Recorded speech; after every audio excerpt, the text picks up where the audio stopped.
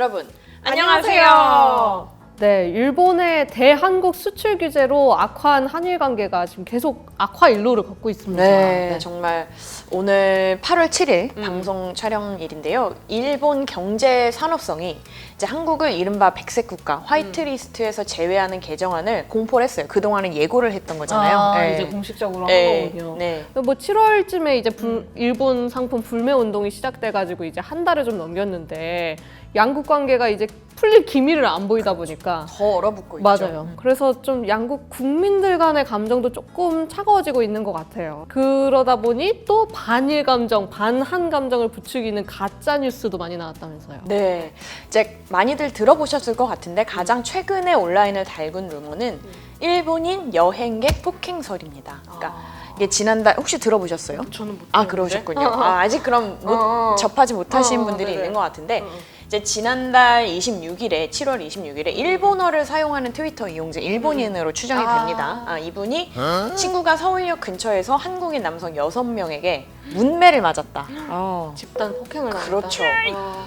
근데 이제 경찰서에 갔는데 제대로 조사도 못 받았다. 한국 여행하시는 분들 조심해라. 뭐 이런 글을 올린 거예요. 근데 이게 거의 10,000명 이상의 이용자가 좋아요를 눌렀고 뭐 또 리트윗, 공유도 많이 됐습니다. 그리고 또 일본어로 댓글이 굉장히 많이 달렸는데 나 한국 여행 갈 계획인데 불안하다. 괜찮냐. 이런 댓글도 아주 많이 달렸죠. 근데 만약에 정말 일본인이 그렇게 한국 사람한테 집단 폭행을 그렇게 당했다면 정말 큰 뉴스잖아요. 그렇죠. 네. 정말 특히 요즘 같은 때에. 그쵸. 네.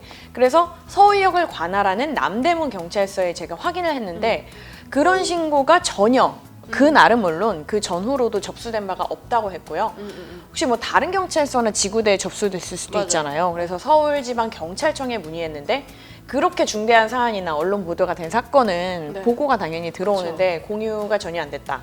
그리고 주한 일본 대사관에서 이제 국내 체류하는 일본인들에 대한 동태를 파악하고 그런 일이 있으면 또 접수가 들어오는데 대사관에서도 그런 사건이 있었다는 얘기가 없었다. 전혀 못 들었다. 이렇게 얘기를 하시더라고요. 그리고 얼마 뒤에 그 최초로 올라온 그 게시물, 네, 게시물. 그게 이제 원 그 사용자가 그 글을 올리신 분이 삭제를 했거나 비공개 처리를 했나 봐요. 그래서 이제 볼 수가 없어요. 예. 캡처한 건 남아있지만 그 글 자체는 이제 원래 글 자체는 없어졌습니다. 근데 뭐 서울이 아니라 다른 지역일 수도 있잖아요. 광주역, 부산역 이런 데서 일어났을 수도 그쵸. 있잖아요. 지방으로 네. 여행을 가시는 네. 분들도 있고 뭐 네. 그렇게 하다 보니까 그럴 가능성도 있기 때문에 네. 제가 이제 경찰청이랑 네. 그리고 또 경찰청에 관광경찰대라는 게 있어요. 거기에도 문의를 했는데 아니 수출 규제를 한 이후에 전혀 뭐 일본인에 대한 범죄 신고 피해, 그러니까 폭행뿐만 아니라 그런 게 들어온 게 없다고 하더라고요. 그럼 뭐 다행이네요. 일단은 네. 그렇죠.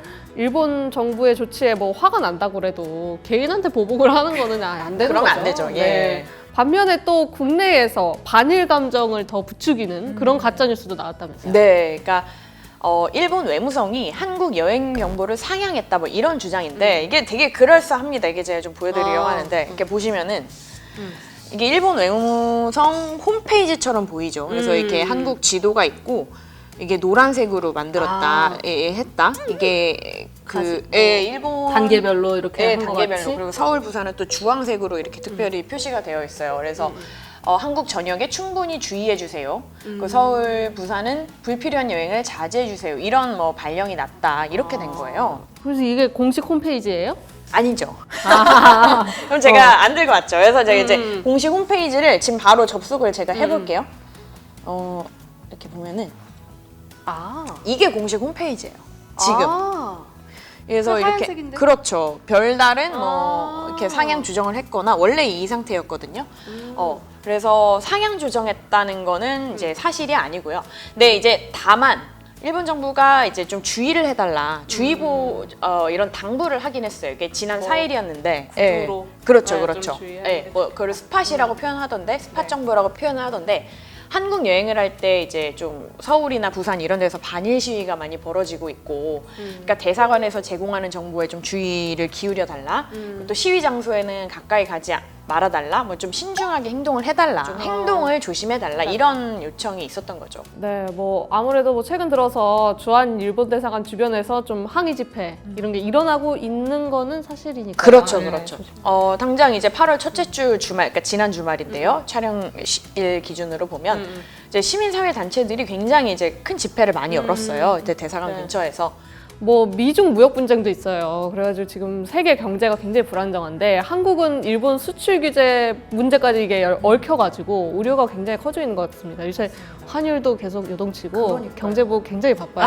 아침마다 장관님들, 부총리 뭐 나와서 이렇게 말씀하시고 그래서 바쁜데 뭐 그렇다고 해서 사실이 아닌 내용을 지연해서 유포하는 거는 혼란을 더 키우는 일이겠죠. 네.